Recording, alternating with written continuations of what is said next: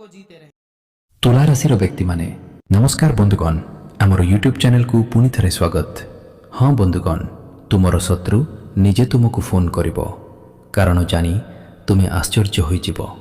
बंधुगण, जदि गत किछि दिन धरी तुमर मन को बारंबार से ही मोह आसुछि, जदि कोनोसी वृद्ध व्यक्ति स्मृति बिना कारण रे तुमको हैरान करुछि, जदि तुम्हें अनुभव करुछ जे दूरे दूरे थिबा केही हठात अस्थिर होइगला, तेबे एही विषय को हालुका भावरे नियो नाही, कारण आज तुमे जो संकेत देखुछ ताहा साधारण नुहे।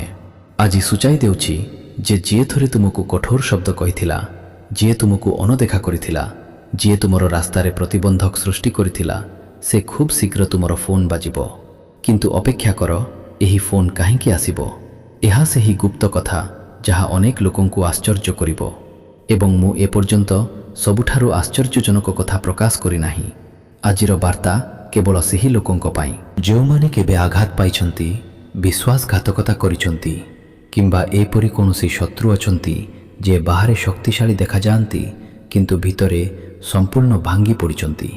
जदि आपण एते दूर शुणुचंती, तेबे मानसिक भावरे आपणकर राशि को मने रखंतु, कारण आजिर राशि आपणक जीवन रे एक बड़ परिवर्तन आनी पारे। किंतु मने रखंतु, समस्ते एही परिणाम अनुभव करिवे नाही। एक छोट भूल संपूर्ण परिस्थिति को बदलाई देई पारे। सेही भूल कौन? मु एहाकु एक मुहूर्त रे बुझाइबी। केतेक समय रे ईश्वर जने व्यक्ति को सीधा सलख उत्तर दियंती नाही। प्रथमे परिस्थिति परिवर्तन हुए, तापरे लोकंक आचरण परिवर्तन हुए, एवं तापरे भाग्य तार प्रकृत रंग देखाए, आपणकृत रंग देखाए। आपणक सहित मध्य समान किछि घटिबाकु जाउछि। किछि समय धरी आपण लक्ष्य करिथिबे जे बिना कारण रे आपणक सम्मुखरे वृद्ध लोकंक विषय रे आलोचना हेबा आरंभ होइछि। कहार नाम शुनिबा, पुराना स्थान मने पकाइबा, किंबा हठात एक भूली जाइथिबा व्यक्ति। एठारे अनेक लोक भूल करंती। सेमाने एही संकेत गुरिकु साधारण बोली खारज करंती, किंतु जीए सेमानकु चिन्हि थाए, से आगको आसुथिबा परिवर्तुथिबा परिवर्तन पाई प्रस्तुत थाए। एवं आमे वर्तमान देखुथिबा सबुठारु बड़ संकेत हेउछि जे तुमर प्रतिद्वंदी पूर्व परिब परि नुहे। अपेक्षा कर, से हठात जने भल व्यक्ति होइगला बोली भाव नाही। प्रकृत कारण अन्य किछि। तांको जीवन रे एपरि एक परिस्थिति सृष्टि हेबाकु जाउछि जेउठारे से तुमको मने रखिबाकु बाध्य हेबे। से एक निष्पत्ति रे फसी जाई पारंती। से तांको कार्य पाई अनुताप करि पारंती, एवं एहा मध्य संभव जे से जाहाकु सबुठारु अधिक विश्वास करिथिले ताहा तांकु परित्याग करि पारंती। जेतेबेले एपरि हुए, से प्रथमे तुमर मुह मने रखिबे। जदि आपण एते दूर देखिछंती, तेबे तले मंतव्य रे निश्चित भावरे छाड़ी दियंतु। केतेक समय रे सकारात्मक संकल्प शक्ति को शुद्र करि पारे। एवं जदि आपण एहीपरि राशिफल शुनिबाकु पसंद करंती, तेनु सब्सक्राइब एवं लाइक करिबाकु भूलतु नाही, कारण प्रतिदिन एपरि गुरुत्वपूर्ण संकेत आपणक पाखकु आनुछि। किंतु कहानी एठारे शेष हुए नाही। प्रकृत खेर आरंभ होइबाकु जाउछि। आज अपराह्नरु संध्या पर्यंत सूक्ष्म ग्रह प्रभाव सूचाई देउछि जे आपणक जीवन रे एक बंद जोगाजोग पुनि थरे आरंभ होई पारे। एवं एही जोगाजोग हुए तो कोनोसी बंधु सहित नुहे, परं सेही व्यक्तिंक सहित होई पारे जे थरे आपणको अनदेखा करिथिले। कल्पना करंतु, जदि सेमानंक नाम हठात आपणक फोन रे देखा जाए, तेबे आपण कौन सेमानंक सहित तुरंत कथा हेबे। एही भाग्य आपणको परीक्षा करिबो। अनेक लोक शीघ्र एपरि कथा कहंती जहा परे सेमाने पश्चाताप करंती। तेनु एबेठारु आपणको शांत रखंतु।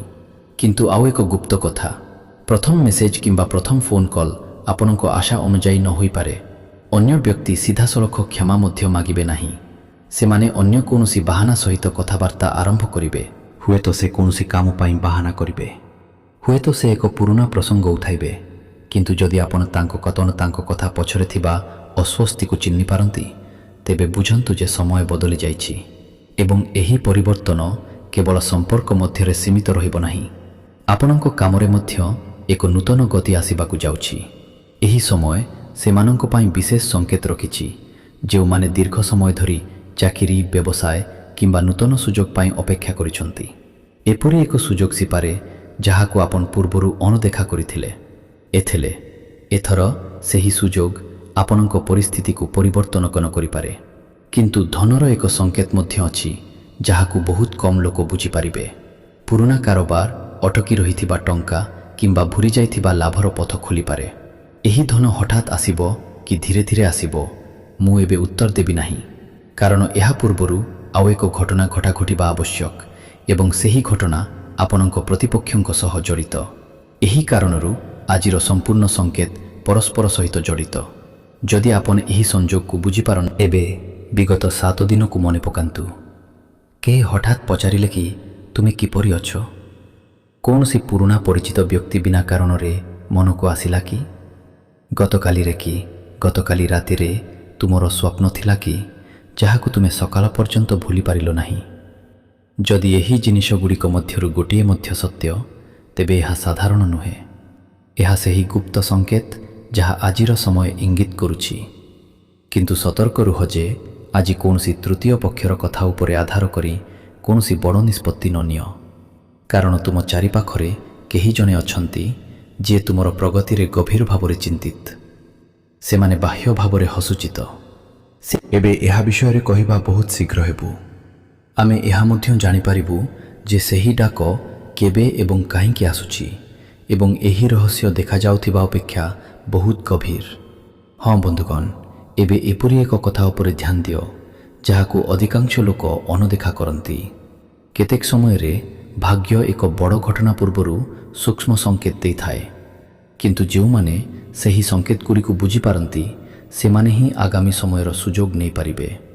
ସେହିପରି କିଛି ତୁମ ସହିତ ଘଟିବାକୁ ଯାଉଛି, କାରଣ ଯେଉଁ ବ୍ୟକ୍ତି ଥରେ ତୁମ ରାସ୍ତାରେ ପ୍ରତିବନ୍ଧକ ସୃଷ୍ଟି କରିଥିଲା ତାର ମନର କାନ୍ଥ ଆଉ ପୂର୍ବପରି ଦୃଢ଼ ନାହିଁ। କିନ୍ତୁ ଅପେକ୍ଷା କର, ଭାବ ନାହିଁ ଯେ ସେ ହଠାତ୍ ବଦଳି ଯାଇଛି। ପରିସ୍ଥିତି ବାଧ୍ୟ କଲେ ଲୋକମାନେ ପରିବର୍ତ୍ତନ ହୁଅନ୍ତି ଏବଂ ଆଜି ଗ୍ରହ ସଂକେତ ସୂଚାଇ ଦିଏ ଯେ ତାଙ୍କ ଜୀବନରେ ଏକ ଜଟିଳ ପରିସ୍ଥିତି ସୃଷ୍ଟି ହେବାକୁ ଯାଉଛି ଯାହା ତାଙ୍କୁ ବାରମ୍ବାର ତୁମକୁ ମନେ ମନେ ପକାଇବ। ଏହିଠାରେ କାହାଣୀଟି ଆହୁରି ଆକର୍ଷଣୀୟ ହୋଇଯାଏ। ସେ ହୁଏତ କେତେବେଳେ ତୁମ ବିଷୟରେ ନକାରାତ୍ମକ କଥା କହିଥିବେ, ହୁଏତ ଅନ୍ୟମାନଙ୍କ ଆଗରେ ତୁମର ପ୍ରତିଛବିକୁ ଖରାପ କରିବାକୁ ଚେଷ୍ଟା କରିଥିବେ। ସେତେବେଳେ ସେ ଭାବିଥିବେ ଯେ ସେ ସବୁକିଛି ଜିତି ସାରିଛନ୍ତି, କିନ୍ତୁ ସମୟ ସବୁବେଳେ ସମାନ ରହେ ନାହିଁ। ଆଜି ସେହି ମୁହୂର୍ତ୍ତଟି ତାଙ୍କୁ ଦର୍ପଣ ପରି ପଛରେ ରଖିବାକୁ ଯାଉଛି ଏବଂ ସବୁଠାରୁ ଆଶ୍ଚର୍ଯ୍ୟର କଥା, ଯାହାଠାରୁ ସେ ସବୁଠାରୁ ଅଧିକ ସମର୍ଥନ ଆଶା କରିଥିଲେ ସେ ହଠାତ୍ ତାଙ୍କଠାରୁ ଦୂରେଇ ଯାଇପାରନ୍ତି। ଏହି ମୁହୂର୍ତ୍ତଟି ହେବ ଯେତେବେଳେ ସେ ଅନୁଭବ କରିବେ ଯେ ସେ ତୁମ ସହିତ ଯାହା କରିଥିଲେ ତାହା ଭୁଲ ଥିଲା। କିନ୍ତୁ ସେ କ'ଣ ତୁରନ୍ତ କ୍ଷମା ମାଗିବେ? ଏବେ ଉତ୍ତର ଖୋଜନ୍ତୁ ନାହିଁ, କାରଣ ଏହା ପୂର୍ବରୁ ଆଉ ଏକ ଘଟଣା ଘଟିବ। ଯଦି ଆପଣ ଏତେ ଦୂର ଦେଖିଛନ୍ତି, ତେବେ ଆପଣ ଏତେ ଦୂର ଦେଖିଛନ୍ତି, ତେବେ ଦୟାକରି ତାଙ୍କୁ ଆଶୀର୍ବାଦ କରନ୍ତୁ ଏବଂ ତଳେ ଏକ ସକାରାତ୍ମକ ମନ୍ତବ୍ୟ ଦିଅନ୍ତୁ। ଆପଣଙ୍କ ବିଶ୍ୱାସ ଆପଣଙ୍କର ସବୁଠାରୁ ବଡ଼ ଶକ୍ତି ହୋଇପାରେ ଏବଂ ଯଦି ଆପଣ ଏପରି ସଂକେତ ପାଇବା ଜାରି ରଖିବାକୁ ଚାହାନ୍ତି, ତେବେ ସବସ୍କ୍ରାଇବ୍ ଏବଂ ଲାଇକ୍ କରିବାକୁ ଭୁଲନ୍ତୁ ନାହିଁ। ଏବେ ତୁମ ମନକୁ ଶାନ୍ତ କର, କାରଣ ଯାହା ଘଟିବାକୁ ଯାଉଛି ତାହା ବହୁତ କମ୍ ଲୋକଙ୍କ ସହିତ ଘଟେ। ସଂକେତଗୁଡ଼ିକ ସୂଚାଇ ଦିଏ ଯେ ଏହି ଆଗାମୀ ସନ୍ଧ୍ୟା ତୁମ ପାଇଁ ଅସାଧାରଣ ହେବ। ସେହିଦିନ ତୁମେ ସବୁକିଛି ପୂର୍ବପରି ଅନୁଭବ କରିବ, କିନ୍ତୁ ସେହି ସମୟରେ ତୁମର ଶତ୍ରୁ ଦୂରରେ କେଉଁଠି ବସି ଅସ୍ଥିର ହେବ। ତା ମନରେ କେବଳ ଏକ ଚିନ୍ତା ରହିବ ଯେ ସେ ତୁମକୁ ଫୋନ୍ କରିବା ଉଚିତ କି ନାହିଁ। ସେ ତୁମର ନାମରୁ ମୋର ନାମ ବାରମ୍ବାର ଯାଞ୍ଚ କରିବ। ସେ ବାରମ୍ବାର ଫୋନ୍ ଉଠାଇବ, ତାପରେ ଫୋନ୍ କାଟିଦେବ, ତାପରେ ପୁଣି ଉଠାଇବ, କାରଣ ଅହଙ୍କାର ଏବଂ ଅନୁତାପ ତା ଭିତରେ ଲଢ଼େଇ କରିବ ଏବଂ ଏହି ଯୁଦ୍ଧ ଶେଷରେ ତାକୁ ତୁମ ପାଖକୁ ଆଣିବ। କିନ୍ତୁ ଏଥିରେ ଏକ ମହାନ ରହସ୍ୟ ରହିଛି। ଯଦି ତୁମେ ସେହି ମୁହୂର୍ତ୍ତରେ କ୍ରୋଧରେ ଏକ ଚଞ୍ଚଳ ନିଷ୍ପତ୍ତି ନେଉଛ, ତେବେ ଭାଗ୍ୟର ଆଉ ଏକ ଦ୍ୱାର ଖୋଲିବାକୁ ସମୟ ଲାଗିପାରେ। ଏହାର ଅର୍ଥ ନୁହେଁ ଯେ ତୁମେ ସବୁକିଛି ଭୁଲିଯିବା ଉଚିତ। ଏହାର ଅର୍ଥ କେବଳ ଏହି ସମୟରେ ତୁମର ଜ୍ଞାନ ତୁମର ସବୁଠାରୁ ବଡ଼ ଶକ୍ତି ହେବ। ଏବେରେ ଟଙ୍କାର ସଂକେତକୁ ମଧ୍ୟ ଶୁଣ। କିଛି ସମୟ ଧରି ଆପଣଙ୍କୁ ହଇରାଣ କରୁଥିବା ଆର୍ଥିକ ପ୍ରତିବନ୍ଧକଗୁଡ଼ିକ ଧୀରେ ଧୀରେ ପରିବର୍ତ୍ତନ ହେବ। ଏକ ପଡ଼ି ରହିଥିବା ଲାଭ, ଏକ ପୁରୁଣା ଆକାଉଣ୍ଟ କିମ୍ବା ଆପଣ ହାତଛଡ଼ା କରିଥିବା ସୁଯୋଗ ଆସିପାରେ, କିନ୍ତୁ ଆପଣଙ୍କୁ ସେହି ସୁଯୋଗକୁ ଚିହ୍ନିବା ପାଇଁ ଶୀଘ୍ର ହେବା ଉଚିତ ନୁହେଁ। ଚମକଦାର ସବୁକିଛି ଆପଣଙ୍କ ପାଇଁ ଲାଭଦାୟକ ହେବ ନାହିଁ ଏବଂ ଏହା ହେଉଛି ସେହି ପରୀକ୍ଷା ଯାହା ଅନେକ ଲୋକ ବିଫଳ ହୁଅନ୍ତି। ଏବେ ପ୍ରେମ ବିଷୟରେ ଯଦି ଆପଣଙ୍କର କାହା ପ୍ରତି ଭାବନା ଅଛି କିନ୍ତୁ ଦୂରତା ବୃଦ୍ଧି ପାଇଛି, ତେବେ ଏହି ସମୟ ସେହି ଦୂରତା ହ୍ରାସକୁ ସୂଚିତ କରୁଛି। ଯଦିଓ ଆପଣ କାହା ସହିତ ସମ୍ପର୍କରେ ନାହାନ୍ତି, ଭାଗ୍ୟ ଏକ ପରିଚୟ ପ୍ରସ୍ତୁତ କରୁଛି ଯାହା ଧୀରେ ଧୀରେ ଆପଣଙ୍କ ଜୀବନରେ ବିଶେଷ ହୋଇପାରେ। କିନ୍ତୁ ପ୍ରକୃତ ସତ୍ୟ ଲୁକାୟିତ ରହିଛି, କାରଣ ଏହା ସବୁ ଆରମ୍ଭରେ ଉଲ୍ଲେଖ କରାଯାଇଥିବା ସେହି ଗୋଟିଏ ଫୋନ୍ କଲ୍ ସହିତ ଜଡ଼ିତ। ଏବେ ଧ୍ୟାନ ଦେଇ ଶୁଣ, ସଂକେତଗୁଡ଼ିକ ସୂଚାଇ ଦେଉଛି ଯେ ଆପଣ କଲ୍ ପୂର୍ବରୁ ଏକ ଛୋଟ ସଂକେତ ପାଇବେ। ଏହି ସଂକେତ ଏକ ବାର୍ତ୍ତା ଆକାରରେ ହୋଇପାରେ। ଏହା କୌଣସି ପୁରୁଣା ପରିଚିତ ବ୍ୟକ୍ତିଙ୍କ ସହ ସାକ୍ଷାତ ହୋଇପାରେ, କିମ୍ବା ହଠାତ୍ ସେହି ବ୍ୟକ୍ତିଙ୍କ କଥା ମନେ ପକାଇଥାଏ। ଏହାକୁ କେବଳ ଏକ ସଂଯୋଗ ବୋଲି ଭାବନ୍ତୁ ନାହିଁ, କାରଣ କେତେବେଳେ ଭାଗ୍ୟ ପ୍ରଥମେ ଦ୍ୱାର ଠକ୍ ଠକ୍ କରେ, ତାପରେ ଦ୍ୱାର ଖୋଲିଦିଏ ଏବଂ ସେହି ଠକ୍ ଠକ୍ ଏବେ ଆପଣଙ୍କ ଜୀବନର ବହୁତ ନିକଟତର। ଅପେକ୍ଷା କରନ୍ତୁ, କାହାଣୀ ଏଠାରେ ଶେଷ ହୋଇ ମନେ ହେଉଛି, କିନ୍ତୁ ଏହା ସବୁଠାରୁ ବଡ଼ ଭ୍ରମ, କାରଣ ଏ ପର୍ଯ୍ୟନ୍ତ ଆପଣ କେବଳ ବାହ୍ୟ ସଂକେତ ଶୁଣିଛନ୍ତି। ବର୍ତ୍ତମାନ ଯାହା ପ୍ରକାଶିତ ହେବାକୁ ଯାଉଛି ତାହା ସିଧାସଳଖ ଆପଣଙ୍କ ଭବିଷ୍ୟତ ସହିତ ଜଡ଼ିତ। ଆଜି ରାତିର ବିଶେଷ ଗୁରୁତ୍ୱ ରହିଛି। ଯଦି ଆପଣଙ୍କ ମନ ହଠାତ୍ ଅସ୍ଥିର ହୋଇଯାଏ, ଆପଣ ହଠାତ୍ କୌଣସି ସ୍ପଷ୍ଟ କାରଣ ବିନା ଜଣେ ପୁରୁଣା ବନ୍ଧୁର ମୁହଁ ମନେ ପକାନ୍ତି, କିମ୍ବା ଆପଣଙ୍କୁ ଲାଗୁଛି ଯେପରି କୌଣସି ଅଦୃଶ୍ୟ ଶକ୍ତି ଆପଣଙ୍କୁ କିଛି ଆରକୁ ନେଇଯାଉଛି, ତେବେ ଏହାକୁ ଅଣଦେଖା କରନ୍ତୁ। କିନ୍ତୁ ସେ ତୁମେ କଳ୍ପନା କରିଥିବା ଅପେକ୍ଷା ସମ୍ପୂର୍ଣ୍ଣ ଭିନ୍ନ କାରଣ ଦେବ, ଏବଂ ସେହି କାରଣ ଏହି ସମଗ୍ର କାହାଣୀରେ ସବୁଠାରୁ ବଡ଼ ମୋଡ଼ ହେବାକୁ ଯାଉଛି। ହଁ ବନ୍ଧୁଗଣ, ତୁମେ ଏପର୍ଯ୍ୟନ୍ତ ଯାହା ଶୁଣିଛ ତାହା କେବଳ ଆରମ୍ଭ ଥିଲା, କାରଣ ଏବେ ତୁମର ବିରୋଧୀ ମଧ୍ୟ ଲୁଚାଇ ରଖିବାକୁ ଚାହୁଁଥିବା ସ୍ତରଗୁଡ଼ିକୁ ଖୋଲିବାର ସମୟ ଆସିଛି। ସେ ବାହାରେ ଯେତେ ଶକ୍ତିଶାଳୀ ଦେଖାଯାଉଥିଲେ ମଧ୍ୟ ସେ ନିଜେ ତାଙ୍କ ଭିତରେ ହେଉଥିବା ଅଶାନ୍ତି ବିଷୟରେ ଅଜ୍ଞ, ଏବଂ ସେଥିପାଇଁ ଭାଗ୍ୟ ତାକୁ ବାରମ୍ବାର ତୁମ ଆଡ଼କୁ ଠେଲି ଦେଉଛି। କିନ୍ତୁ ଏଠାରେ ଏପରି କିଛି ଅଛି ଯାହା ତୁମେ କେବେ କଳ୍ପନା କରିନଥିବ। କେତେକ ସମୟରେ ଆମର ସବୁଠାରୁ ବଡ଼ ଶତ୍ରୁ ସେହି ବ୍ୟକ୍ତି ହୋଇଯାଏ ଯିଏ ଥରେ ଆମର ସବୁଠାରୁ ନିକଟତମ ଥିଲା। ସେ ତୁମର ଅଭ୍ୟାସ ଜାଣିଥିଲା, ତୁମର ଦୁର୍ବଳତାକୁ ଚିହ୍ନିଥିଲା ଏବଂ ବିଶ୍ୱାସ କରୁଥିଲା ଯେ ସେ ସବୁବେଳେ ଗୋଟିଏ ପାଦ ଆଗରେ ଆସେ, ସବୁବେଳେ ଗୋଟିଏ ପାଦ ଆଗରେ ଅଛି। କିନ୍ତୁ ସମୟର ନିୟମ ବହୁତ ଭିନ୍ନ। ଯେତେବେଳେ ପରମେଶ୍ୱର ନ୍ୟାୟ ପ୍ରଦାନ କରିବାକୁ ନିଷ୍ପତ୍ତି ନିଅନ୍ତି, ପ୍ରଥମେ ଜଣେ ବ୍ୟକ୍ତିଙ୍କ ଅହଙ୍କାର ଭାଙ୍ଗିଯାଏ, ଏବଂ ବର୍ତ୍ତମାନ ତାହା ଘଟୁଛି। ଗତ କିଛି ଦିନ ଧରି କୌଣସି ସ୍ପଷ୍ଟ କାରଣ ବିନା ଆପଣ ଅସହଜ ଅନୁଭବ କରିଥିବେ। ହଠାତ୍ ଉଠିପଡ଼ିବା, ପୁରୁଣା ନାମକୁ ବାରମ୍ବାର ମନେ ପକାଇବା, କିମ୍ବା କିଛି ଅକଥିତ ସମାଧାନ ହୋଇନଥିବା ଭଳି ଅନୁଭବ କରିବା। ଏଗୁଡ଼ି କେବଳ କଳ୍ପନାର ଏକ କାଳ୍ପନିକ କାହାଣୀ ନୁହେଁ, ଏହା ଏକ ଗୁରୁତ୍ୱପୂର୍ଣ୍ଣ ଚେତାବନୀ। ଆପଣଙ୍କ ପ୍ରତିପକ୍ଷ ବର୍ତ୍ତମାନ ତାଙ୍କ ନିଜ ନିଷ୍ପତ୍ତି ଦ୍ୱାରା ଘେରି ରହିଛନ୍ତି। ସେ ଯେଉଁ ପଥକୁ ଥରେ ଠିକ୍ ବୋଲି ମନେ କରୁଥିଲେ, ତାହା ଏବେ ତାଙ୍କ ପାଇଁ କଷ୍ଟକର ହୋଇପଡ଼ୁଛି। ଯେଉଁମାନଙ୍କୁ ସେ ବିଶ୍ୱାସ କରୁଥିଲେ, ସେମାନେ ଧୀରେ ଧୀରେ ତାଙ୍କଠାରୁ ଦୂରେଇ ଯାଉଛନ୍ତି। ଏବଂ ସବୁଠାରୁ ଗୁରୁତ୍ୱପୂର୍ଣ୍ଣ କଥା ହେଉଛି, ସେ ବୁଝିବା ଆରମ୍ଭ କରିଛନ୍ତି ଯେ ସେ ଆପଣଙ୍କ ସହିତ ଯାହା କରିଥିଲେ ତାହାର ପରିଣାମ ଏବେ ତାଙ୍କୁ ଘୃଣା କରିବାକୁ ଯାଉଛି। କିନ୍ତୁ ଅପେକ୍ଷା କରନ୍ତୁ, ସେ ତୁରନ୍ତ ସବୁକିଛି ସ୍ୱୀକାର କରିବେ ବୋଲି ଆଶା କରନ୍ତୁ ନାହିଁ। ତାଙ୍କର ସ୍ୱଭାବ ସମାନ ରହିଛି। ସେ ଏକ ବାହାନା ସହିତ ଆରମ୍ଭ କରିବେ। ହୁଏତ ସେ କିଛି ପୁରୁଣା କଥା କହିବେ, ହୁଏତ ସେ କୌଣସି ତ୍ରୁକଥା କହିବେ, ହୁଏତ ସେ କୌଣସି ତୃତୀୟ ବ୍ୟକ୍ତିଙ୍କ କଥା କହିବେ। ସେ ଏପରି ବ୍ୟବହାର ମଧ୍ୟ କରିପାରନ୍ତି ଯେପରିକି ସକାରାତ୍ମକ ଶକ୍ତି ପ୍ରାୟତଃ ଆମକୁ ସଠିକ୍ ସମୟରେ ସଠିକ୍ ନିଷ୍ପତ୍ତି ନେବା ପାଇଁ ଶକ୍ତି ପ୍ରଦାନ କରେ। ଏବଂ ଯଦି ଆପଣ ଏପରି ଗଭୀର ରାଶିଫଳ ଉପଭୋଗ କରନ୍ତି, ତେବେ ଲାଇକ୍ ଏବଂ ସବସ୍କ୍ରାଇବ୍ କରିବାକୁ ଭୁଲନ୍ତୁ ନାହିଁ। ଏବେ ଧ୍ୟାନ ଦେଇ ଶୁଣନ୍ତୁ। ପୂର୍ବରୁ ଅସମ୍ପୂର୍ଣ୍ଣ ରହିଯାଇଥିବା ଆର୍ଥିକ ସଂକେତଗୁଡ଼ିକ ଧୀରେ ଧୀରେ ସ୍ପଷ୍ଟ ହେଉଛି।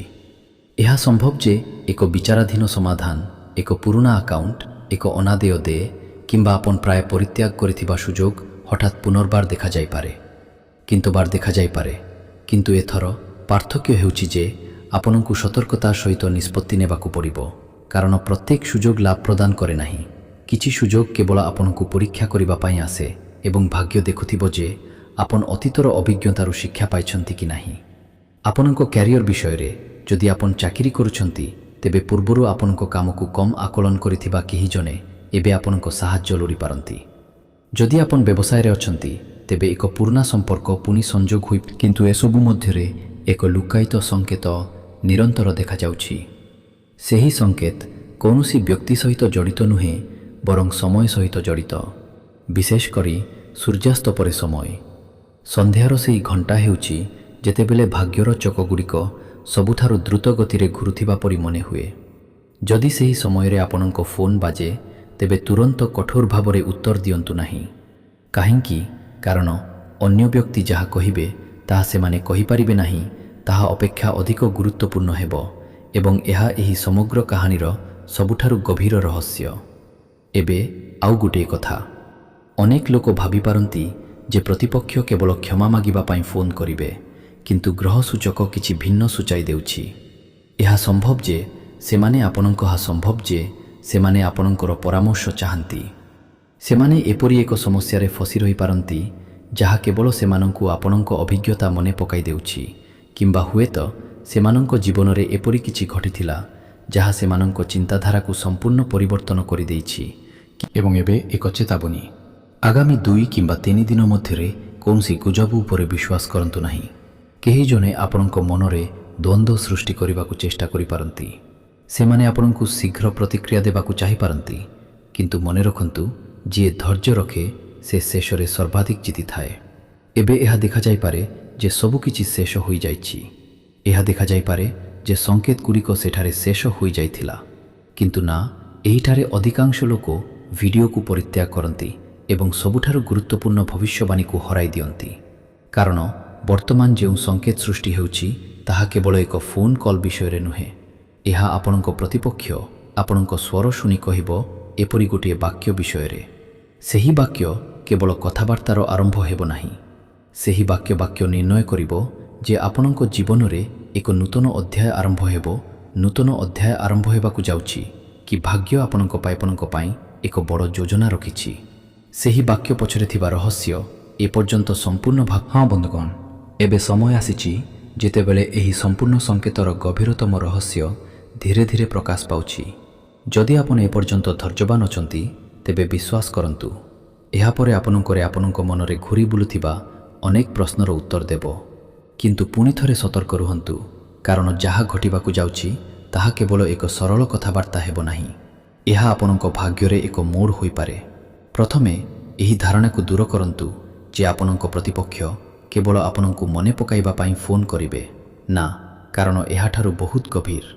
जो व्यक्ति थरे आपणक प्रति कठोरता देखाइथिले से वर्तमान निज निष्पत्तिर जालरे फसी जाइछंती। सेमाने बाहारे साधारण देखा जाई पारंती किंतु गभीर भितरे सेमाने सबुबेले भाबुथिबे मु इच्छा करुछि जे मु सेतेबेले सेही भूल करि नथांती एवं एही अनुताप सेमानंकु आपणक आरकू टाणी नेउछि। किंतु सेमानंकर प्रथम शब्द क्षमा प्रार्थना हेबो नाही। सेमाने प्रथमे आकस्मिक भावरे कहिबे, सेमाने पचारिबे